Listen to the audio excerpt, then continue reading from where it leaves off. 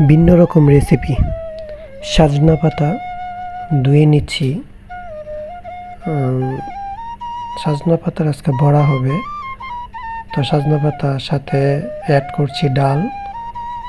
দুটাকে পেস্ট করে নিলাম। তারপর আলু সিদ্ধ, আলুটাকেও পেস্ট করে নিলাম একসাথে। তারপরে উপকরণগুলো দিয়ে দিচ্ছি। সল্ট দিয়ে দিলাম, হলুদের গুঁড়ো দিয়ে দিলাম,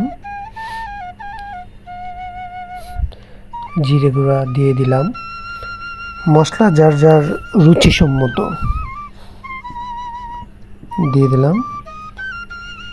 তো এখন চাউলের গুঁড়ি দিয়ে দিলাম। আপনারা ময়দা থাকলে ময়দাও দিতে পারেন, এটা যে হাতের নাগালে যা থাকে আর কি। এখানে কাঁচামরিচ এবং পেঁয়াজ কুচি দিয়ে দিলাম, একসাথে পেস্ট করে নিচ্ছি। তারপর হালকা গরম তেল, এটার মধ্যে পেঁয়াজু শেপের মতো করে দিয়ে দিচ্ছি। হালকা হালকা করে অল্প আঁচে ভেজে নেব। তো কালার হয়ে গেছে, যে রুচি মতো কালার করে ট্রাই করে দেখবেন, অনেক টেস্টি।